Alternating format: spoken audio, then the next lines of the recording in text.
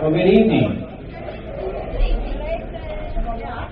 My name is Dr. Stephen Schoonmaker. I'm president at College of the Ouachitas, and it is my pleasure to welcome you to this debate tonight. We are going to have the two candidates for the Arkansas State Representative District 26 debate. We are proud to be the hosts of this event. I'm also proud of our student government for helping organize and put this all together.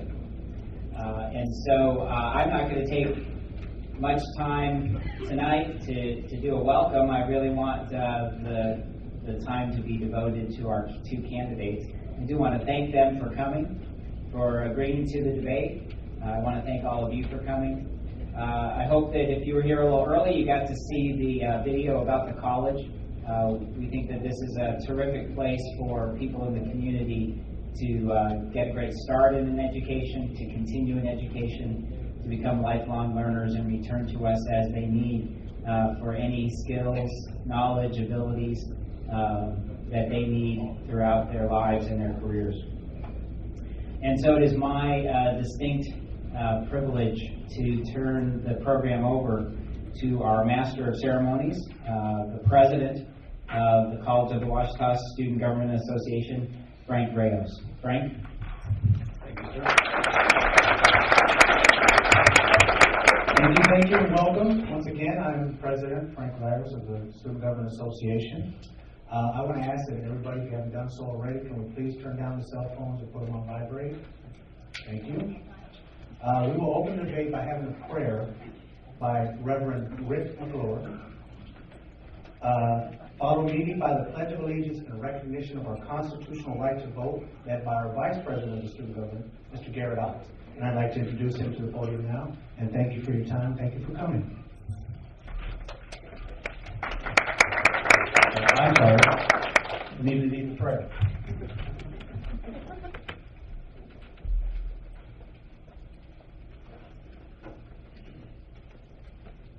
Will you please stand with me? Father, we come to you tonight and we say thank you for letting us live in what is still the greatest nation on earth. We thank you for our freedoms, and we do not take them lightly. And so, Father, as we go into this election season, exercising our right to vote, give us the ears to hear what your Spirit is saying, so that we make the right decisions that are best for our citizens and our nation, and so that we'll be a country that is pleasing to you. In Jesus' name we pray. Amen. Thank you.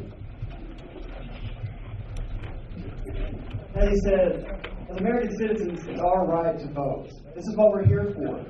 It's the whole point of us, coming to these debates and seeing these candidates. We're here to vote. We're here to do our right as American citizens. So would you please follow me in the Pledge of Allegiance? I pledge allegiance to the flag of the United States of America and to the republic for which it stands, one nation under God, indivisible, with liberty and justice for all. Thank you. You may be seated.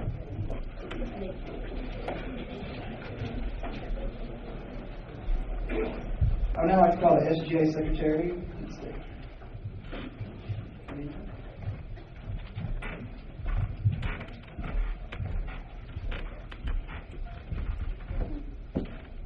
Hello. I will be reading the debate process. Total time 60 minutes. The order of the debate will be determined by the cutting of cards. The candidate who picks the highest card will decide the toss of the coin.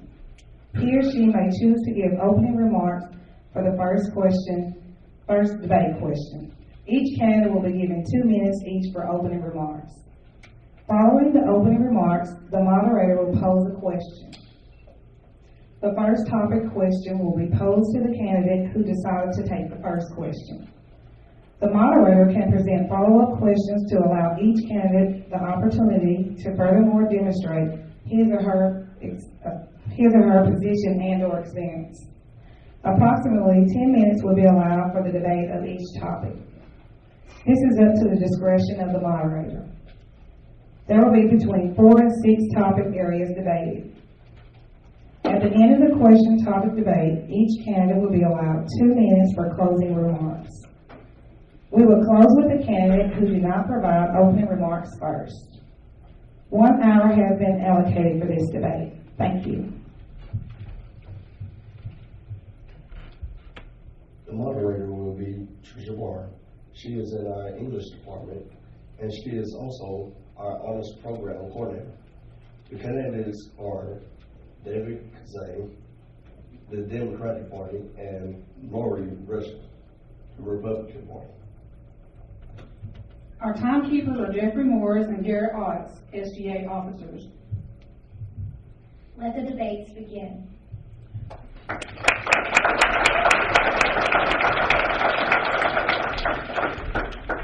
If you two could join me down on the floor. We'll start with the cutting of cards. Candidate who draws the higher card will call the flip of the coin. The coin is a custom coin manufactured in our own 3D printing lab. It has an elephant on one side and a donkey on the other side. The winner of the card cut will call R's or D's. Brand new deck of cards, just so y'all know. Which I'm about to put your card cut down.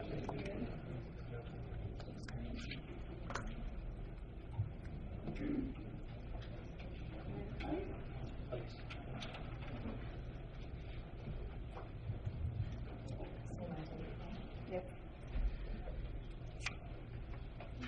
Well, I thought I was low. A 2 and a 3.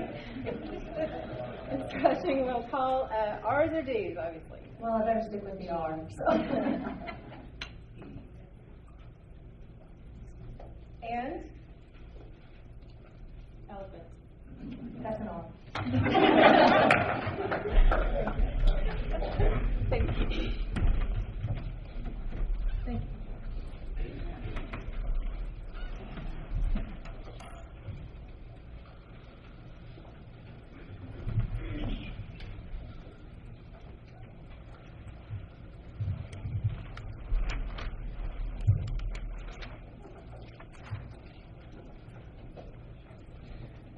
Having won the coin toss, you may choose to do the first introduction or to take the first question response. Which would you like? I'll take the first question response. All right, Mr. Kizzia, introduction, please. Tell us about yourself and what makes you different from your opponent and what makes you right for the position, office of 26th District Representative. Hi there, I'm David Kizzia. I'm currently serving you in the Arkansas General Assembly, House District 26. It has been my distinct honor and pleasure to do so, and I'm proud to do so. Since I've been in Malvern, as many of you all know, and if you don't know, you'll hear a lot. I'm not born in Malvern or in Hot Spring County, but I'm sure enough going to die here. My wife Allison's from here. We came back here to raise our little boy so that he could be close to family, so he could learn to deer hunt with his grandfather, so that all those things that are important to family we're able to honor. One of the things that I think is a distinction in this race, and really the key to this race, is about the foundations of this county, what this county, what this district are built upon. And in order to both compete and have long-term stability in this district, we need several things, both to attract industry and to keep a competitive edge. One, we've already got rail. That's one of the things that industrial and manufacturing people look for when they recruit. The things that we can control, rail's already here. The things we can control are workforce education, protecting and preserving our hospital, quality public schools, and a quality of life for our people. And that's one of the things that we excel at. So in this race, those things become the bedrock, the foundation that everything else is built upon. And this race is about choosing to either protect that foundation or to undermine it. And it's really that simple. It's a pretty clear choice, and in light of that, I'd ask for your help on November the 4th. Thank you. Thank you. Ms. Rushing, tell us a little bit about yourself. Yes, first I want to thank the college for having this event. I'm very appreciative of it in order to be able to get for all of y'all to get to know me just a little bit. My roots are deep here in Arkansas. I'm a 7th generation Arkansan, and unlike my opponent, as he said, I've grown up in rural Arkansas, and I understand the values that are important to the people of Arkansas and to the rural communities. I was born to John and Lorna Nobles, are my parents. My father was a painter, and my mother was a realtor, and we were not rich by any means at all. But what I can say is that from a very young age, my mother and father taught me how to work, and I have a very strong work ethic. And I would hope that you have seen me enough around Malvern to know that my work ethic is what I say it is. I'm not willing to go anywhere and do anything without giving it 110%. And that's what I will do for you in the state legislature as well. I married my college sweetheart, Cliff Rushing, and we have 2 children. These 2 little ones up here are not my children or my grandchildren. It's my niece and my nephew. But my children are grown. My son Kevin is here. He's from Little Rock. My daughter Tara Watts lives in San Antonio, Texas. She's married to Thomas Watts, an officer of the United States Marine Corps. And they have 3 children, Tommy, Tinley, and Taylor. And one of the things that I want you to know is that I'm not an attorney. I'm not a politician.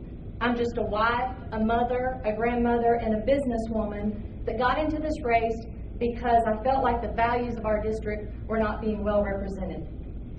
I think this district deserves a representative that is always 100% pro-life, no matter what the governor tells him to do. And I believe that we should be 100% pro-religious freedom. I'm 100% business. I own my own small business, and I believe that I can help bring business to this area. I've been endorsed by the National Federation of Independent Business, and I will kind of wrap it up there. How's that? Because I can talk a lot too, so. Thank you to both of you for those introductions. We'll start with the issue of employment and workforce tonight. It's an issue that's very important to us here at College of the Ouachitas. The Malvern Daily Record reported last month that Hot Springs County unemployment rate is stagnant at 6%. Everyone here tonight understands that there's a correlation between education and jobs. However, despite the fact that College of the Ouachitas' cost of operations has increased by approximately 12.5% over the last 7 years, the state's general revenue support of CODO remains unchanged. Further, our adult education, which prepares people for college and ultimately helps to create a skilled workforce, has had no increase in general revenue support in 22 years. In fact, High School Career Center just received a reduction in funding despite the fact that we are currently serving record numbers of high school students. The question, which I'm sure you're happy I will get to, is, as the District 26 representative to the Arkansas General Assembly, how will you fund College of the Ouachitas? Well, I think that everyone in this room would agree that the College of the Ouachitas is an essential part of our economy and our district. And CODO is a nationally ranked college, and I think that we're fortunate to have that here in Hot Spring County that are servicing our students and our non-traditional students as well. I do have a jobs plan, and as part of that plan is to create a business-friendly environment. And I recognize that secondary education is the gateway to industry certification. And I think that it's imperative that the state legislatures continue to explore ways to increase the funding to CODO in order to attract the qualified faculty and staff here. I think there's different ways that we can attack this process. We should explore some out-of-the-box type things. Some other states have implemented where they will pay the schools $1,000, an incentive grant for each student that successfully completes a training that is in high demand in the state. So therefore, not only are we keeping our students here, but we also are giving money back to the college, and the colleges are training our students to stay here in the state. I also believe that we need to do some business-savvy, creative thinking. I've always been an out-of-the-box thinker, built my own business, was told when we opened our business that we would never succeed, that we would never make it on the business structure that we put forth, but yet we've come to be the top 7 real estate company in Arkansas, and we're the #1 company in Hot Spring County and Garland County. And so I think that we need to apply these type of principles into the State House. being that, like one example that I can think of is when a college student graduates, the college helps place them a lot of the times. Businesses will contact the college and they will say, do you have someone that can do this skill? And the colleges will hook them up. Well, that's great, and it helps it helps the students 100%. But what we're missing is that there are industries out there that will pay recruiters 20% of the first month's or the first year's salary at the end when they've completed a year of employment. So why don't we go back and try to implement some of that into the colleges instead of giving that money to recruiters? Why don't we set up some type of a program where that money can come back to the colleges? And so if you give a recommendation and the student takes a job at this particular business, instead of paying the recruiter 20%, they're going to come back and pay the college 20% of that income. Mr. Kizzia? Well, really, at its essence, in the Arkansas state budget, higher ed sits in a position of being discretionary funding. For instance, a little bit over 50 cents on every dollar collected in the state of Arkansas goes through K through 12 education. Now, out of all the rest, the remaining 48 or 47 cents on each dollar, that funds everything else, whether that be highways, whether that be higher ed, whether that be corrections. All those things come out of that particular bit of the budget pie. So when you start talking about actually addressing the funding shortfalls in colleges of Washington, which I agree needs to be done, the first thing to remember is it's discretionary. So as we go into the 2015 session, I would be remiss in not mentioning that it's important that we keep the private option plan in place. If we defund the private option, we're automatically $100 million in the hole. And remember, higher ed funding is discretionary. So when you start talking about discretionary, you start looking at, all right, well, we can't cut K through 12. Constitutional mandate says that we pay that first, and the Lakeview decision has made that painfully clear to everybody involved. Secondly, well, you want to take it out of corrections? So at that point, the college and higher ed lines get more and more attractive for defunding. So the first thing to do is keep private option in place. Second, we've got to feed the ones that are hungry. Folks who are actually creating workforce and creating the skilled workforce for tomorrow. It's important that we start funding those things. Now, the one thing locally that I'll comment on, I've met with Dr. Schoonmaker and I've met with Bill Stovall, I've met with a lot of other people about it. I've even met with Sally Carter, who used to be the president over at National Park Community College in Garland County. Until our community shows a level of support for the programs here locally, it's going to be a tougher sell to get a larger slice of the general revenue pie. So those things are all factoring in. The one thing about the two-year colleges that I like so much is that folks who complete programs here go to work. And they go to work in skilled positions and positions with demand. And as anybody here on faculty can tell you, they partner with local businesses to deliver the employees that those businesses need. So when you start talking about that argument always comes in the funding, and there's a difference between 4-year education and 2-year education. And that's really where I think College of the Washita has a leg up. Now, I'll also mention that the Hutchinson campaign's talked a lot about taking remediation funding away from all of higher ed and moving those remediation dollars into the higher ed line. Kind of hard to say what that would do because remediation has been shown to work, but that's one of the ideas being floated around in the governor's campaign right now. Long and short of it, keep the private option, and second, the colleges are going to have to make a better case for showing why they need that revenue, and they're going to have to continue producing that workforce. Well, keeping the private option is a complicated question. We'll come back to that, certainly.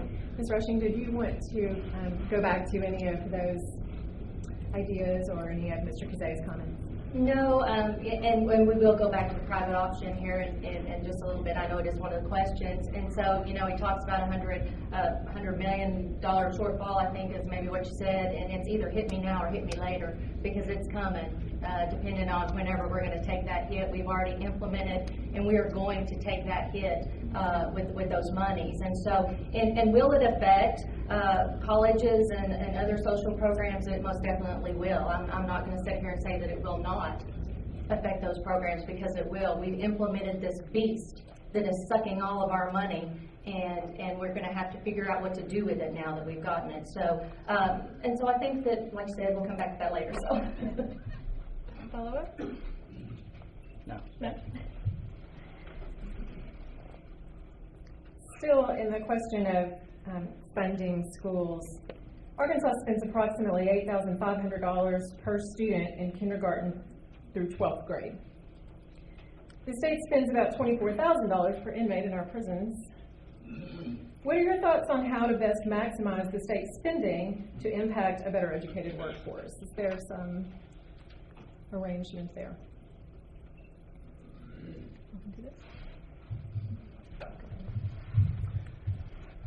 Well, it's kind of a sticky thing. I don't imagine that very many folks here are going to be real excited about opening the doors to the prisons, and I imagine that a lot of folks here are really dissatisfied with the way that community corrections has been run in this state for quite some time. And as we've seen to our cost, and horribly here recently, folks who have been out on community corrections have gone on to create or to commit horrible crimes. So a little bit we're talking apples and oranges here when you start talking about the amount spent per inmate. And the question doesn't exactly assume a discussion of Act 570 in talking about dealing with sentencing and community corrections, and the idea of making the distinction between people we're afraid of, folks who'll rob us, rape us, and kill us, or the folks that we're just mad at, the folks who have a problem with drugs. I'm sorry, could you tell us about Act 570? Act 570 was passed in the 2011 general session, and it was designed for the purpose of dealing with cost containment on state prisons, Department of Corrections, and part of that is on how to move people out of the prison population in a more responsible manner. Now, Act 570 is far from perfect and probably needs to be revisited last time, and will almost certainly be revisited in 2015. But the real core of your question is, well, what do we do with the general revenue funds for folks in K-12 schools? And then how do we maximize that for workforce? Now, the state chamber has been plugging a book, Becoming Jobs For, and they've been plugging that book for a long time. Jim Fram, the economic developer over in Garland County, swears by the book that K-12 education becomes an incubator for the next generation of entrepreneurs, folks who are going to step out, start their own business.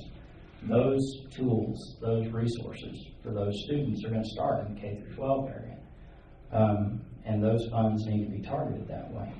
Now, at some point, I think we're going to talk about matters of curriculum, and are we going to be instructing on work skills, or are we going to be preparing people for your liberal arts education? And those are some questions that I think as a matter of policy and of what kind of students we're producing, we've got to discuss. But I do think that there's, I noticed several students here from the Bismarck FFA, and that particular program is all about skills. It is all about learning math and business and science and how to make a go of it on your own as an independent operator.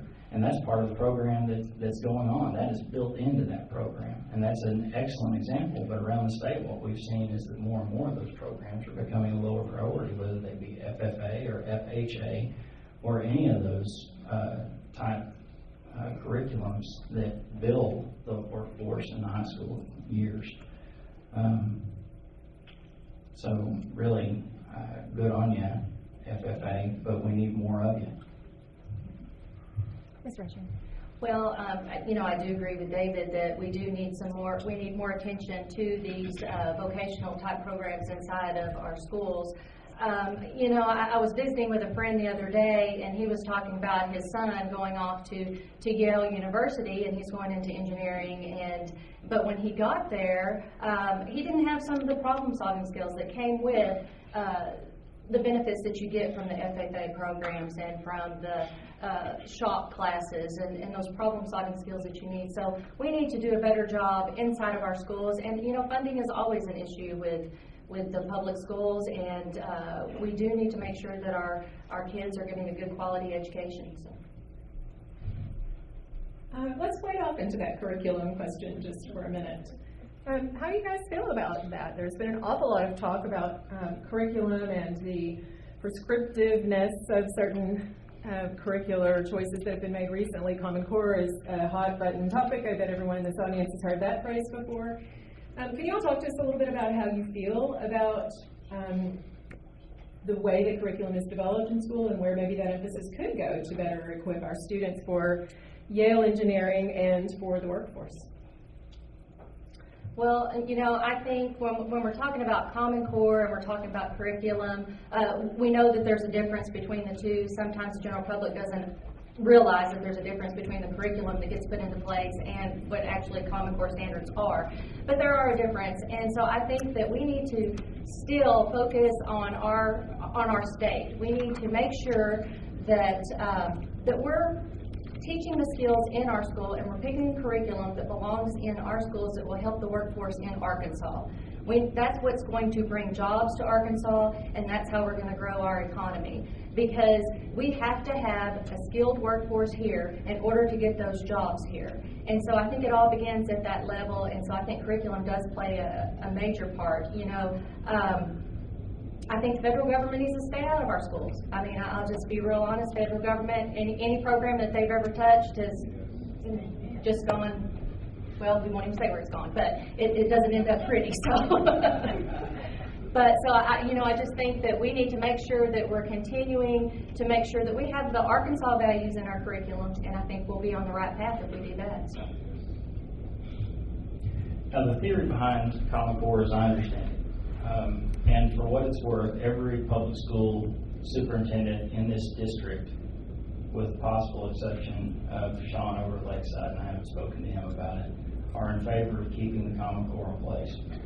Now, let me begin by observing that when you start talking about public education, everything is always on the table because the entire focus should be on the student and student outcomes. How are we preparing students? Now, in theory, the Common Core, as I understand it, is designed so that, I don't know if any of you all ever had this experience on a standardized test, but you take, say, the science section of the ACT, which was my experience. I'm sitting there looking at physics questions, and I was like, I don't remember ever sitting through a physics curriculum in high school. And the theory behind it is that every student all across the country is going to be exposed to the same material and then assessed on that same material. And some of that comes from President Bush's No Child Left Behind business, which I think everybody agrees it's a snake bit from the start, because it puts too much emphasis on the assessment, on the test. And you get into the situation of having teachers teach to the test. And how is that education?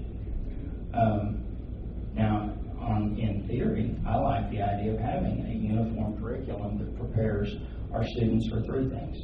It either prepares them for further education anywhere in the country or anywhere in the world where they can compete and succeed against any student anywhere in the entire United States. Second, it should prepare them for going to work. And third, it should prepare them for independent living. Those are the things that we should be looking at. That's the criteria that we should assess it on. Now, if I had it my way, I would like to have maybe more of an Arkansas core, something that there's more local control over, that there's more state control over, and that we're able to shape that curriculum in a way that is distinctly Arkansas, but does not put our students at competitive disadvantage. And that's really the the crux of the problem. And I'll tell you all one more story. In my previous career, before I went to law school, I worked in a high school in Texas for a while. And Texas was migrating from the TOS test, if you all are familiar with that, to tax. And I don't exactly know what tax was about. But what I do remember very vividly is that they were going to do a field test of tax in the high school I worked in. And the theory was, and I kid you not, it was really staggeringly bizarre. Bizarre is probably a good word. They said, all right, well, we want our students to do well on tax, but we don't want them to do too well, because since it's a field test, the state's not going to count it, and we get points for improvement, not points for base level excellence, which I think is really the entire problem of standardized testing. When you focus your entire curriculum on the test, then it's always about, well, how do we improve our scores, not whether we're turning out students that are ready for further education, work, or independent living. And that's really the crux of the problem we've got to get away from. Well, I will tap in on that. I know you said that the people in or the superintendents in our district are for Common Core, but what we have to think about is our parents for Common Core, because we have to think about what the people want, not what the powers that be want, but we're talking about what the people want and what we want for our children. You know, it just floors me every time that we talk about education, because the state and the federal government want to tell me that I have a choice to have an abortion. Okay? They want to tell me that I should have that right and I should have that choice to have an abortion. But you know what? They won't give me the right to educate my child how I want to have it educated and how I want to do that. And so, you know what? I am not advocating pro-choice whatsoever, because I am 100% pro-life. And anybody can ask my story, and I'll be glad to tell you why I'm 100% pro-life. I'm not ashamed of it. But what I will tell you is that when we start talking about our children, we need to make sure our parents are the ones, and that our people are the ones making those choices, and that they're standing up at the school board level. And you know what? I don't have a problem with superintendents saying that, we really support this and we need standards. But let me tell you, with my daughter is a prime example of standards. She was a straight A student from kindergarten through third grade up in Northwest Arkansas, and at that point they had standards. She was a terrible test taker, terrible, to the point that she would physically be ill and throw up when she went to take a test. And so every year, at that end of the year exam, she failed that exam like clockwork and was in summer school every year. So you tell me how a straight A student that is smart and that knows her stuff and ended up at the Math and Science School in Hot Springs and ended up graduating at the University of Oklahoma, how can you tell me that those standardized tests are doing what they need to be doing for our children, other than putting them in summer school?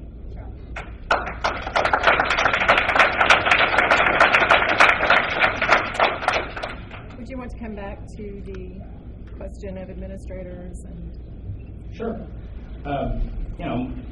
Back when I was in youth ministry, I read an article from Group Magazine, and I subscribed to Group at the point.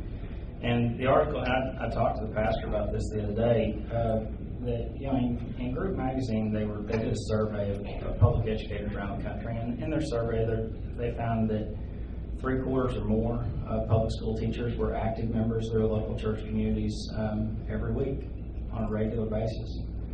And I've always found that to be true. The teachers that I've always dealt with, the administrators I've dealt with, are people of good character and faith, and I don't really think the public educators are on trial, and if they are, they shouldn't be.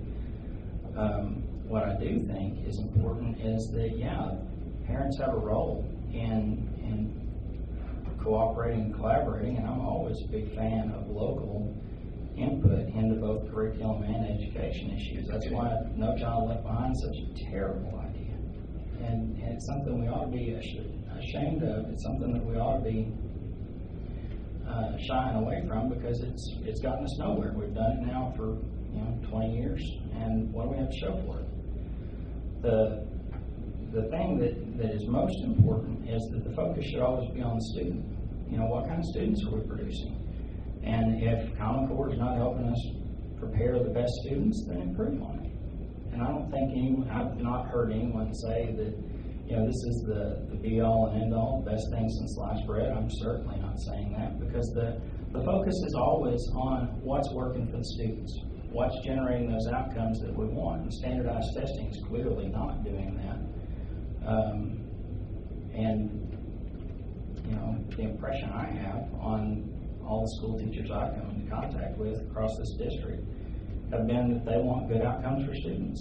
We've got several retirees right here that, they spent their career dedicated to kids. I think that's something to be celebrated and not necessarily something to be denigrated, but folks who want to take on the homeschool challenge, feel free. I've got a cousin that does it, and she swears by it, and her kids are all exceptional people and all exceptional students.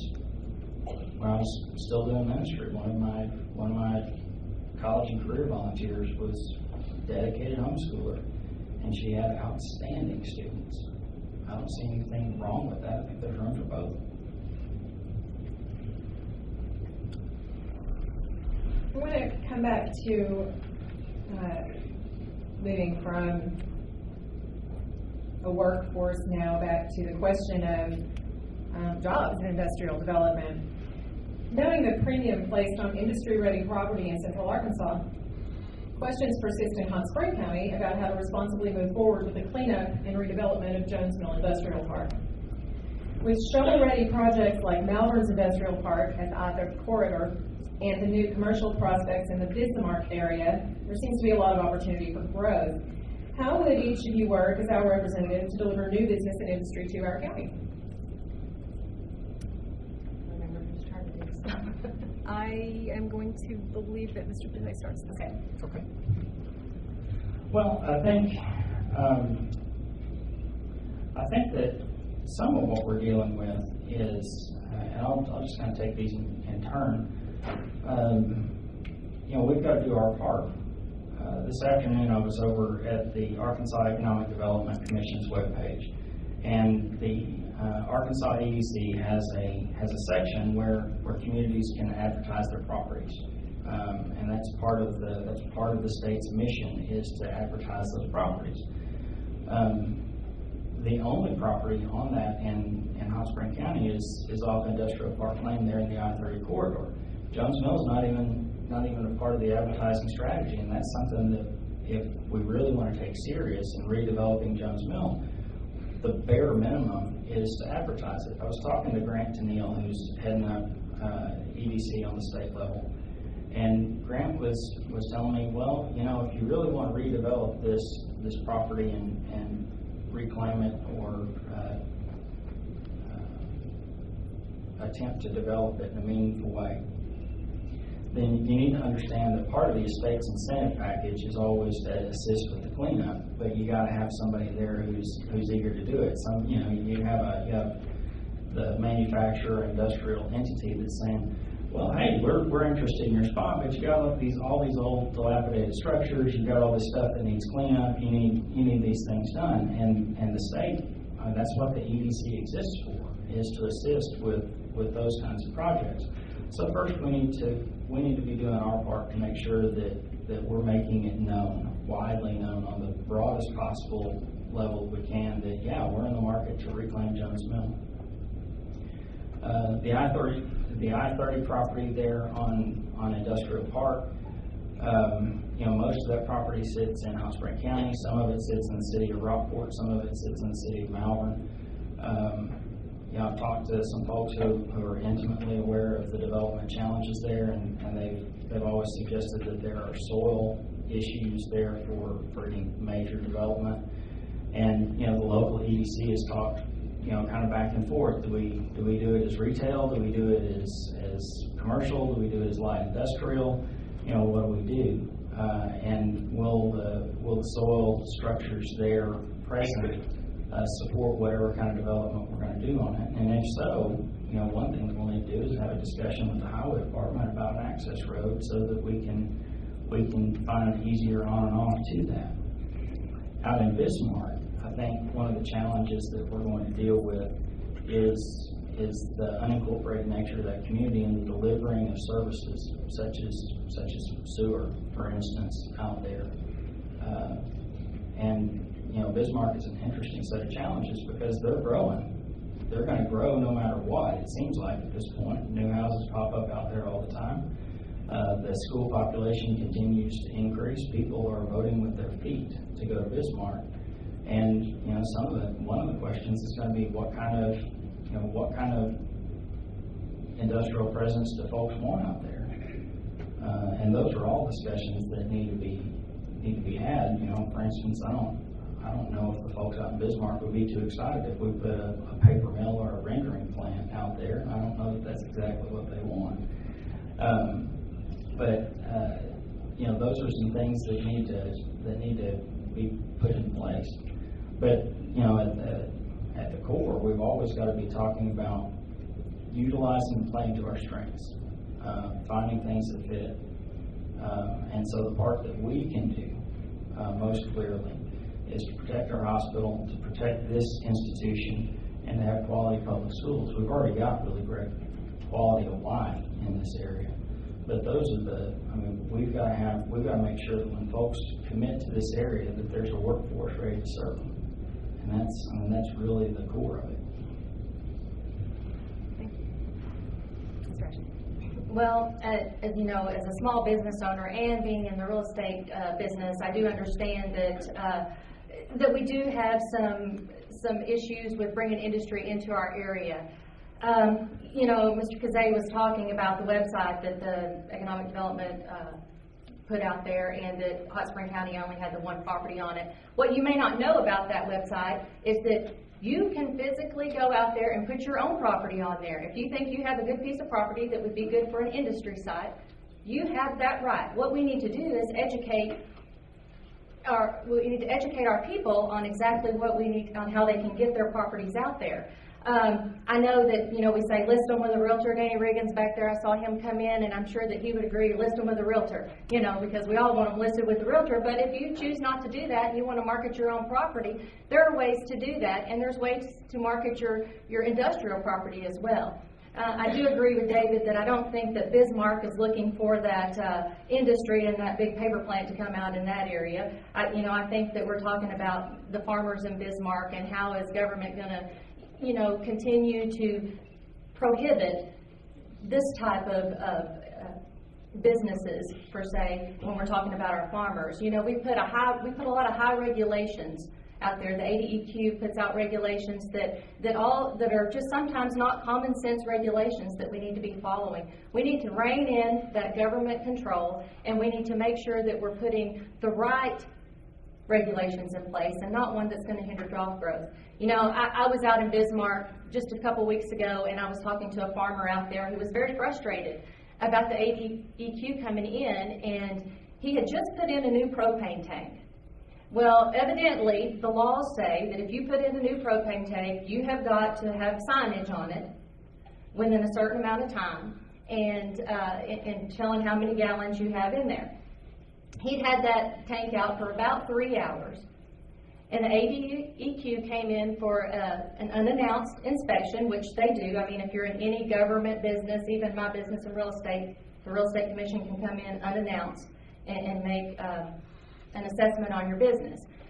Well, the farmer told the inspector that, I've just gotten a new propane tank, and they just set it about 3 hours ago. Here's my signage. I haven't gotten it attached to the tank yet. Well, that inspector went ahead and wrote that farmer a citation that he had to pay because he didn't have that signage on there at that given moment.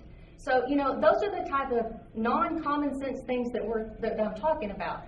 That inspector should have said, yes, Mr. Farmer, you need to make sure you put that on there, and if you'll have it on here by the time I get finished doing my inspection, which is going to take me another hour and a half to inspect everything I need to inspect, then I will make sure that we take this off and that you're not responsible for that for anymore. So I think that's what we need to stop and look at. Let's rein in some of the government, get them out of the private sector, let us do our business, as long as we're not hurting the environment, we're not hurting the people, let the private businesses and the private industries come in and do what they need to make the job growth happen in our community.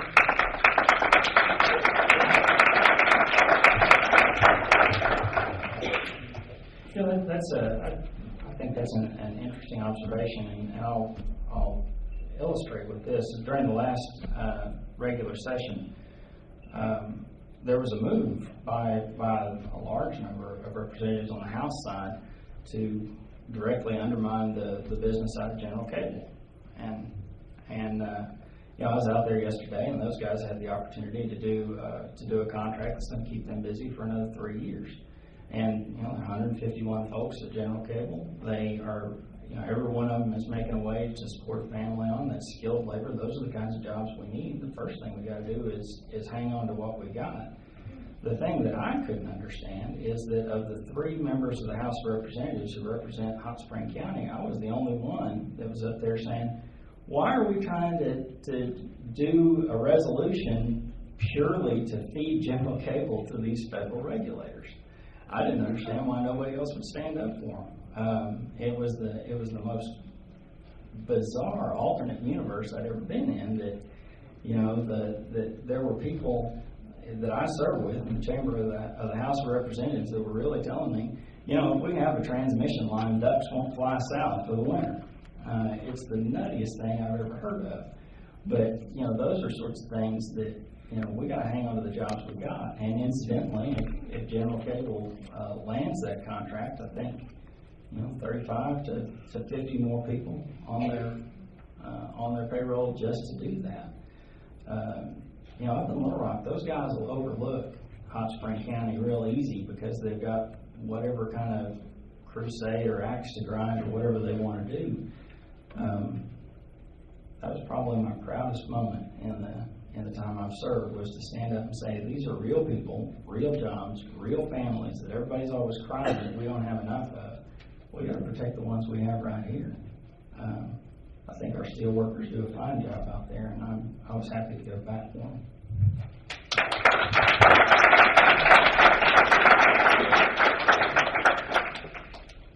We've mentioned the movement of people residentially into Bismarck and surrounding areas. I'd like to talk just for a minute about housing and infrastructure here in, District 26. When we get those companies here, they'll probably face a problem like the one that Sykes faces already, which is the lack of availability of attractive and affordable housing. Companies like Sykes employ hundreds of people who can't find adequate housing in our area and are forced to commute from other cities and nearby counties, which drains local resources and places the ability to sustain a valued business partner like Sykes in jeopardy. Part of the problem seems to be infrastructure. For example, our county is fortunate to rest on the state's fiber optic backbone, so we should all have access to high-speed broadband internet. But some communities within the county are still served only by dial-up networks. How would you address this issue as our representative in Little Rock?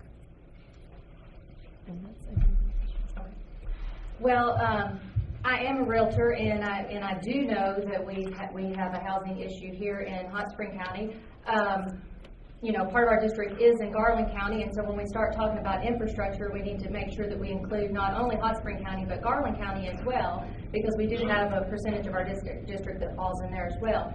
Infrastructure is very crucial to bringing developers to the area. What we need to recognize is that we need to build that infrastructure in order to bring those developers here. In Garland County, for instance, it's up to the developer to put in your roads, your gutters, your curbs, and everything that has to go in your streets, and to maintain that infrastructure when they first put in that development.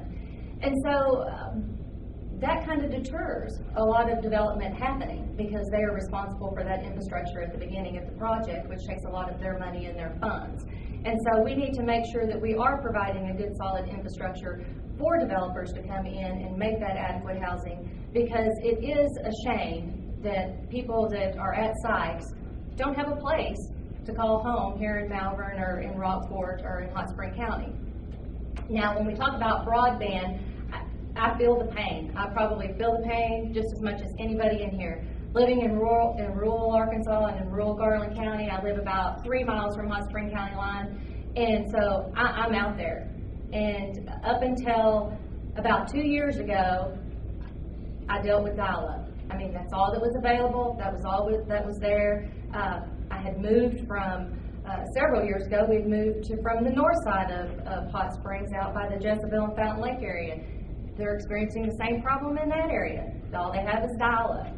So we do have a broadband problem that we need to kind of grasp, and we need to make sure that we can get this so all of our students can be competitive, not only from school, but from their homes as well, because we know that a lot of work now happens on the internet. Our new encyclopedia is Wikipedia. It's not the hardback that David and I grew up with that you pull off a bookshelf and look up what you need to find out. You now go to the internet. And so these students that don't have that at home, they are at a disadvantage. And so I think we need to focus really on how we're going to do that. Right now there seems to be a battle between the private sector and the special interest groups on who's going to provide that. And so what we really got to look at is the cost that's going to be involved and which one can give us the best product for the lowest cost to make sure that it's available to everyone. Mr. Kizzia? Well, the question seems two things, and not to rehash the entire discussion that the mayoral candidates here in Malvern have been talking about, but you have a relatively high percentage of rental properties here in the city limits of Malvern. Practicing law, I can tell you that I've had a devil of a time handling estate sales for a lot of real estate here in this city. Simply put, it's hard to find a buyer sometimes. And what we're facing there is, all right, maybe culturally we don't so much live on half-acre lots with 1,200 square foot houses anymore. Maybe we've moved on to wanting 2.5, 3-acre lots and 1,700 square foot homes, which is part of why I think Bismarck is taking off so much the way it is. Some of those things is to find resources for cities and counties to meaningfully address infill, I think is the fancy word for that, of how to reclaim your city limits. And there are a whole lot of different areas dealing with infill, but back when I was city attorney, and you would have a dilapidated property that the city would end up demolishing. It's a chore. It's a chore to perfect a lien against a piece of property like that. But the larger question that we deal with is a cultural question, in that we've got families making the decision to dual income, both parents working, spend themselves into whatever they need to do to be in the right school district or the perceived right school district for their kids. So one thing that's easy to do is to make sure that all of our area school districts are as competitive as they can be so that we have attractive communities for people to live in. That's one thing. The other thing that, from a developer standpoint, I think it makes a lot of sense to do a tax incentive so that if somebody's going to take the expense of running utilities, curbing and guttering, putting in streets, the property value is going to increase whether or not they've sold all their lots. It might be a good idea to give them, to keep taxing them at the lower unimproved rate until, let's say, a certain percentage of their development has been completed. That's the sort of thing that would encourage developers to actually run that risk to make that investment. Now, as for dial-up, probably the greatest moment in my last 3 months was when Johnny Key decided that he was going to resign from the Arkansas Senate, because I felt very comfortable that we were not going to have a special session to deal with the issues of RON, the state broadband system, and we were going to be able to discuss meaningfully what was going to go on with broadband issues in 2015. On one hand, you've got public schools who are not able to access enough bandwidth. Poen, Glen Rose, Ouachita, they have a hard time getting the bandwidth they need to run programs. Now, if you're a business, I dare say that internet access at a reasonable broadband speed is probably just as valuable to you as electricity anymore. I don't know what lawyers used to do in the old days. So that discussion is going to have to be had, and the discussion is going to be how much of the state network do we make available, And then on the private side, how do you encourage folks like entities like AT&T to make the investment of putting more fiber in the ground to actually connect these areas that are pretty remote? And anymore, up until about 6 weeks ago, pretty remote was 2 miles from Walmart here in Malvern, where my house is.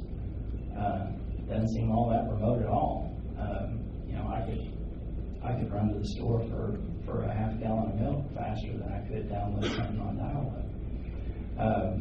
So those are some of the challenges that we have. But these private providers need to be encouraged to make that investment. Anything that you wanted to come back to?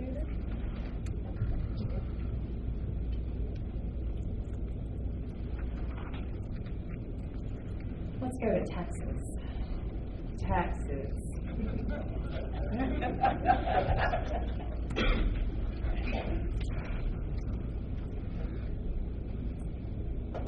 Fairly recently, taxpayers in Arkansas passed a statewide sales tax for highways.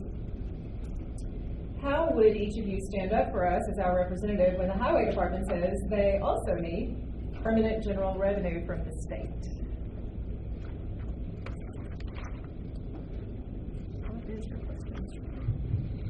You're talking about the highway robbery bill. The proposed bill put up by the highway department was to permanently divert general revenue into the highway department without the regular sorts of oversight provided by any other entity in the state, any other agency in the state.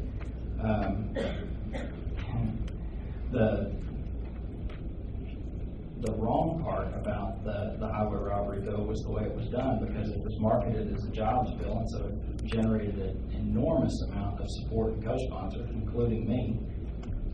And then I had to go back later and tell Representative Barnett, man, you didn't tell me you were going to kill higher ed by doing this.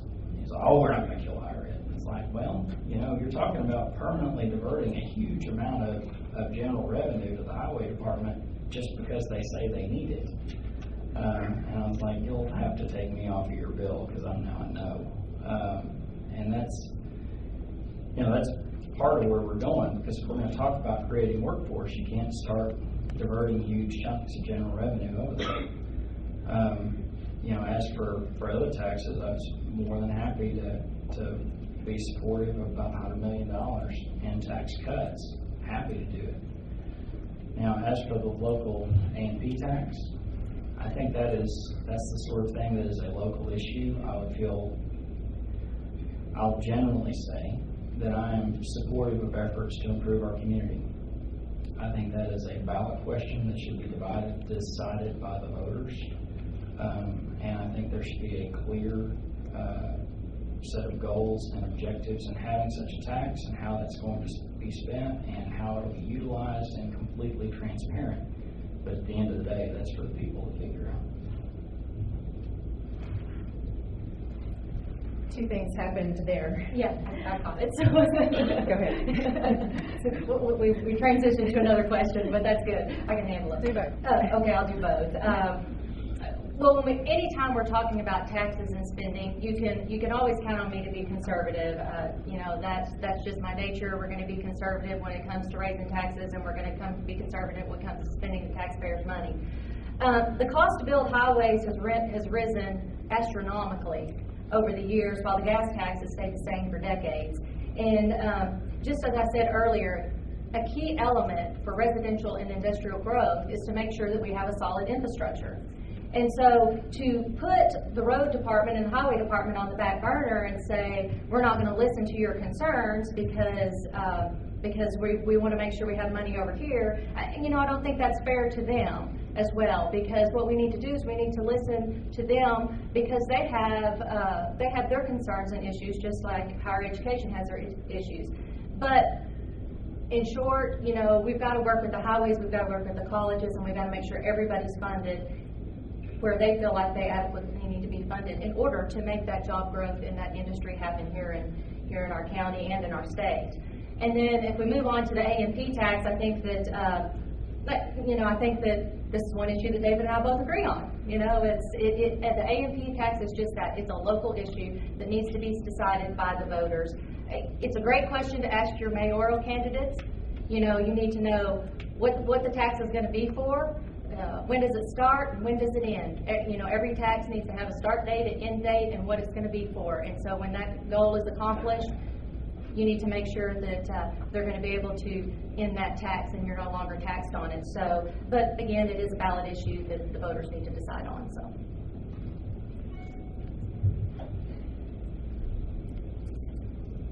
I promise to come back to that public option. Private option. And here we are. That's okay, I have 4 pages for it. Oh, it turns out it's your turn to start. So. Okay, good. Okay, well, first off, you know, when we're talking about the private option, I said, you know, we just need to all face this head on, and let's talk about that 800-pound gorilla in the room, because we're trying to make into a monkey. Okay, this is an 800-pound gorilla that we're trying to sugarcoat exactly what the private option is. Let's call it by its real name. It is Obamacare. It is Obamacare. The private option portion of Obamacare can be found in Section 1331 and page 230 of the Affordable Health Care Act.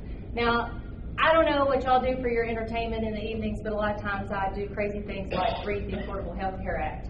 And trust me, if you haven't read it, don't worry about it, because there's just a bunch of stuff you really don't care about. But there are a lot of important things that we need to be aware of that's in that bill.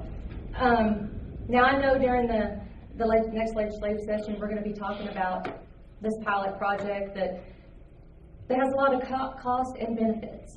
I mean, as your representative, it'll be my job to represent 30,000 people in this district. It's not just the 8% that are eligible for the private option. While I agree that those 8% are important, I also understand that there's 92% of us that are picking up the cost. And that there's 92 of us that are saying that we're having higher insurance rates. We're having higher deductibles. We're having higher co-pays to the amount that we are really tapping into the pocketbooks.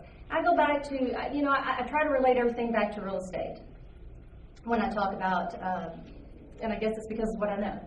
But that house that you've been saving up for, 92% of the constituents here in the district, if you're saving up for that house, you need to recognize that you may not be able to afford that house anymore because your insurance premiums are going to take away the cost that you could have paid towards a house payment.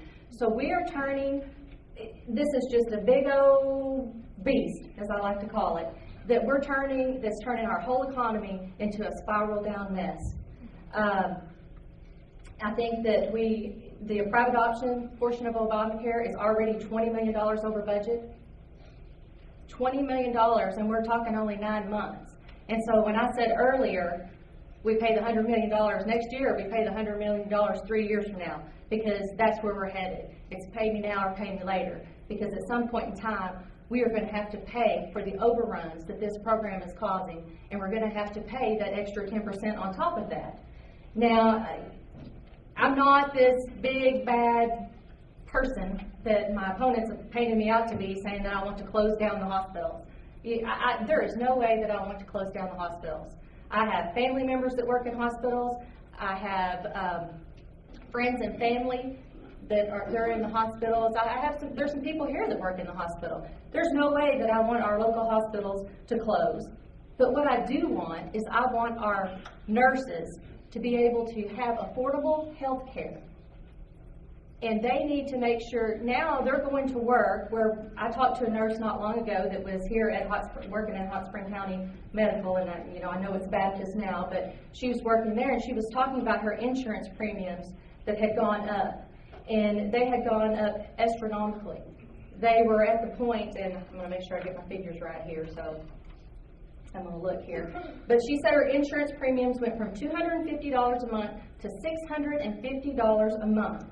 That's a $400 a month increase on that nurse's, basically, that came out of that nurse's paycheck, because now she's paying $400 more a month on her insurance. Not only that, her copay went from $35 to $125 a visit, and her deductible, she had no deductible, and it went to $1,000 deductible. So that's a big cost that we're putting back on all of our citizens. We need to figure out how to provide good quality health care to everyone. Everyone deserves good quality health care, and I am not arguing that one bit at all. What I'm saying is why would we implement a federal, don't get beat out. Why would we implement a program that's mandated by the federal government? And I know that private option is not mandated, but we've chose to take that in as an option. And why would we think the federal government could fix us? Why do we think that the federal government can fix the hospital problem in Arkansas? Because what have they been able to fix so far? I mean, that we have the Veterans Hospital that they don't do a very good job of. And so why do we think that they can come fix Arkansas hospitals? What they have done with Obamacare is they have cut the payments that they were paying to the hospitals that caused the mess that put the hospitals in the situation that they're in to start with now. So they created the mess, and now they're trying to come fix the mess. But have you ever seen the federal government fix anything? You know, as long as I can remember, since I've been alive, I have never seen the cost of a government program go down. I've not seen the cost of health care go down. And I've not seen the cost of health insurance go down. So now we're going to combine all of these and say, you know what, we'll just wrap them all together and it's going to go down. So, well, to me, the definition of insanity is continuing to do the same thing over and over and over and expecting different results. And so I think we've implemented a federal program that's going to hurt the majority of our constituents here in Arkansas rather than help the majority. And we have to remember that we need to make sure that we are servicing those that are in need, but we're talking about able-bodied working adults. That's who we're talking about. The time is a guide.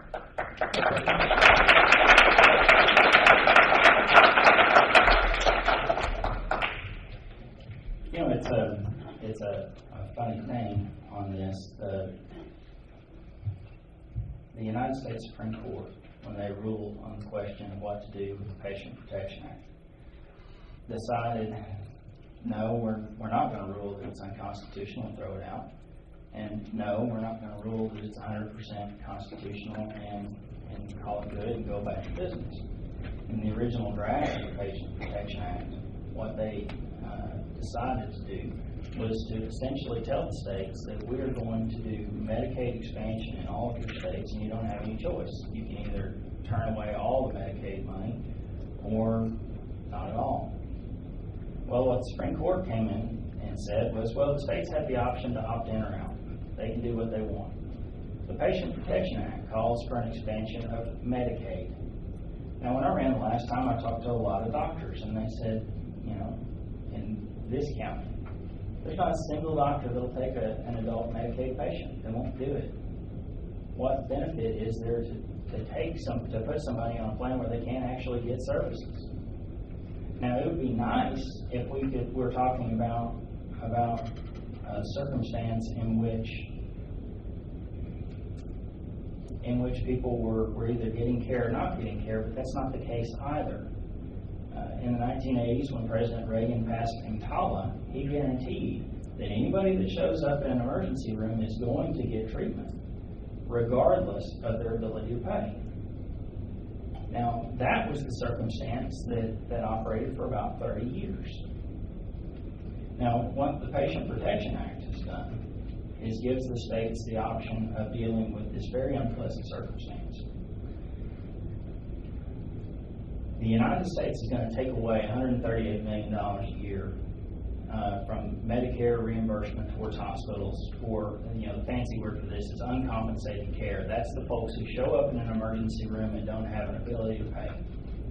They're taking that money away because the theory used to be that, well, we're going to give them a little bit of extra money because folks are going to show up in the emergency room no matter what we do, and these hospitals are going to have to treat them no matter what we do. They will get care.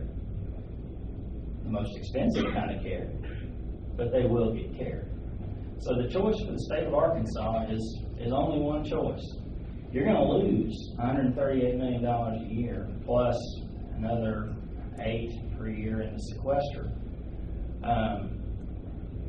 The question is, do you want any of it back? Or do you want to allow all this expense to be passed on to folks who have insurance coverage? Because that's the way it was in the good old days. That's why your premiums increased. So the question that we have to deal with is, they're going to take this from us no matter what. The only question in front of the Arkansas General Assembly is, do you want to provide a way for the hospitals to recover their costs? And that's really where we're at.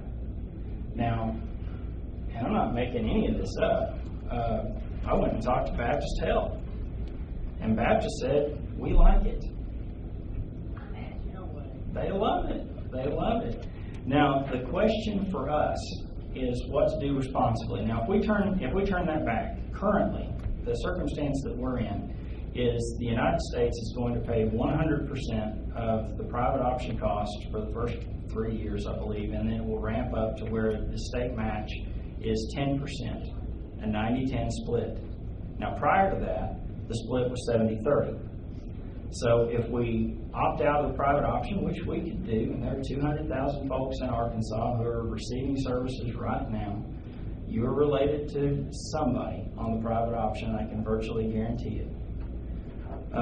We can throw those people off and we can rejoin the Medicaid match at 70-30. What that does is creates a $100 million hole in the Arkansas budget.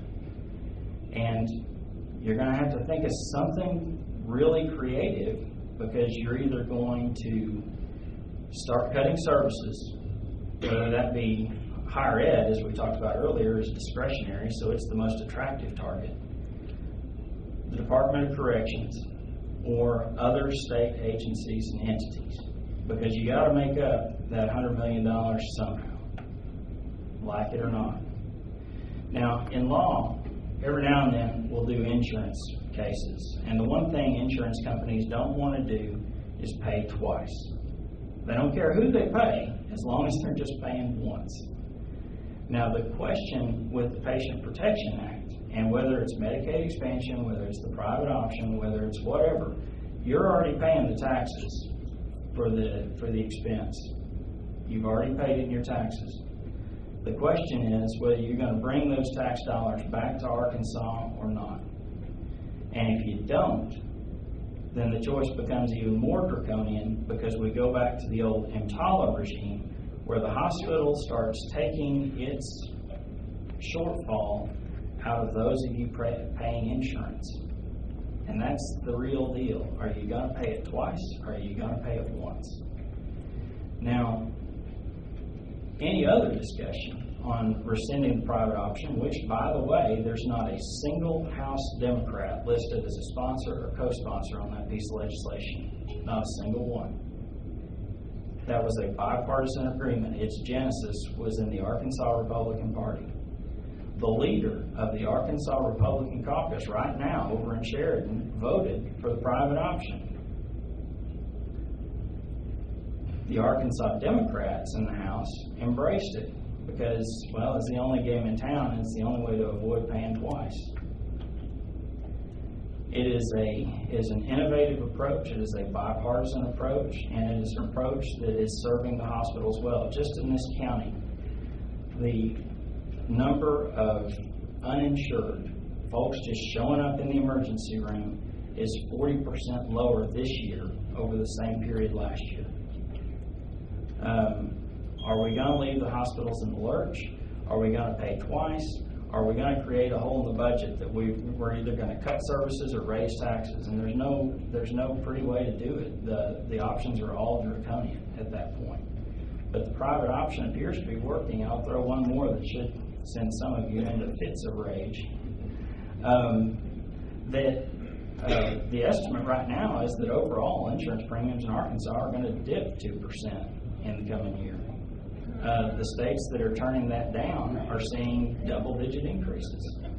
And Talk Business is the one publishing it, so take it up with those folks.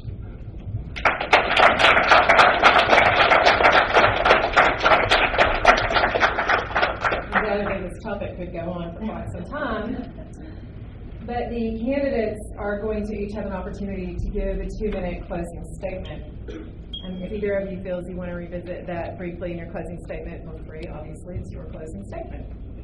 According to the rules of tonight's debate, we close with the candidate who did not. Let me make sure I get this right. We will close with the candidate who did not provide opening remarks first.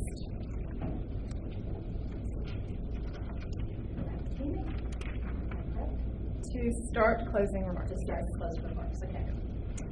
Well, first I am going to touch on just a little bit of the private option that I wasn't going to go there in my closing, but that $183 million that the federal government just pulled just like that, what makes you think they can't come back and just decide to not fund the private option just like that? And then we're left in a big mess.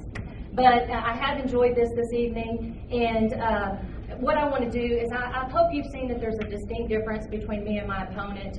And when it comes to the values of our district, I just want everybody to be aware that I will not bow down to political pressure, even if it comes from my own party. You know, I don't agree with all the things that my party's done. But you know what? If the governor tells me to vote against to vote against life on an abortion bill, you can bet your last dollar that I'm going to go against the governor, because the importance of that child is more important than what that governor thinks. Unlike my opponent, who did vote with the governor on the abortion bill.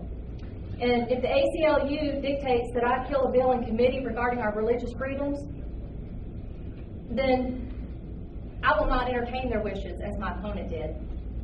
And I can also promise you that I will not have the third most liberal voting record out of 100 in the House of Representatives as my opponent does. And I do want you to know that while I am running as a Republican, because that is the conservative ticket, I hate the labels of D's and R's. I think several of you have seen me at different events. I've been to James Lee Witt events. I've been to Bruce Westerman events. I've been to Asa Hutchinson's events. I've been to Mike Ross's events. And you know, when I was at the James Lee Witt event here in Hot Spring County, I had a lady come up to me afterwards and say, you know, we're really surprised to see you here. And I said, well, why would you be surprised to see me here? And they said, because you're a Republican. And I said, well, you know what? I said, when I'm elected your state representative, I'm going to be representing Republicans, Democrats, and Independents. And so I need to know what the issues are with the Democrats, the Republicans, and the Independents. So I would appreciate you voting for me on November the 4th, and I would appreciate you voting for the conservative candidate.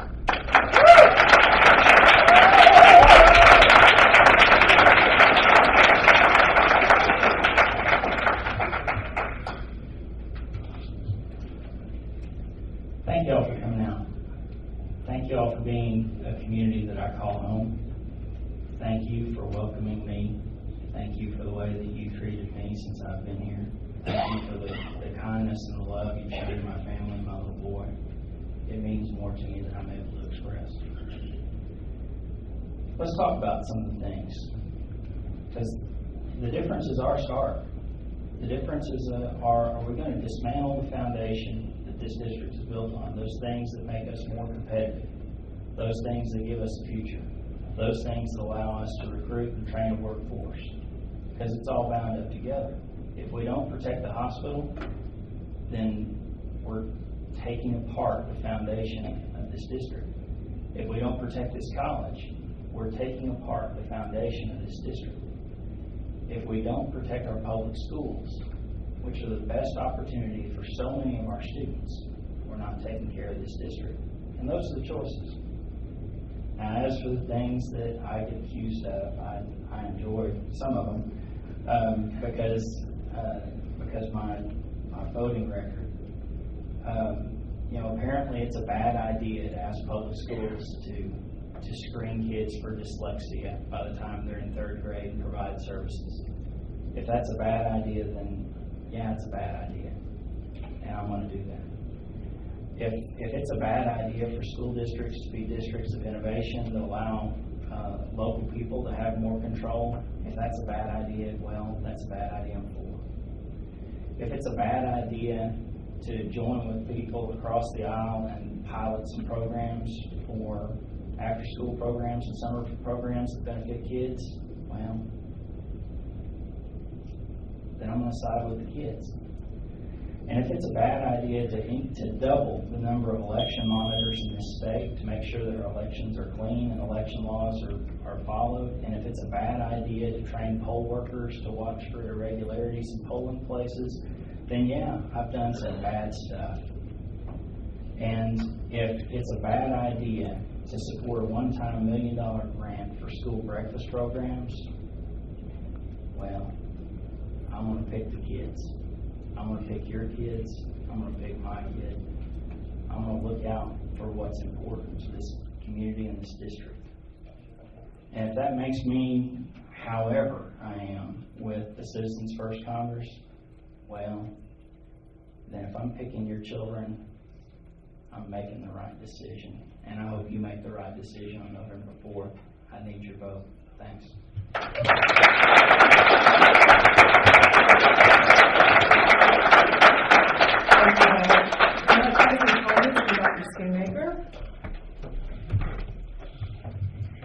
Tricia, thank you very much. Kizzia, Laurie Rushing, I want to thank both of you. It takes a lot of courage to be in front of an audience and get questions posed to them. I do hope that you got to hear some of the differences between our two candidates, some of the ways they are similar. But I just want to thank them for being here and for running for this very important office.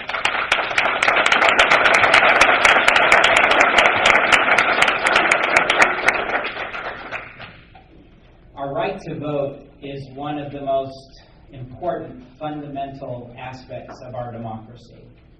And whoever you choose to vote for on November 4th, what I hope you will do is choose and vote. And if you do that, then I think the future of our community, of our state, is bright indeed. Please have a safe journey home. Oh, thank you. My very own, and I was about to forget that. I do want to thank Tricia for moderating. I had that opportunity.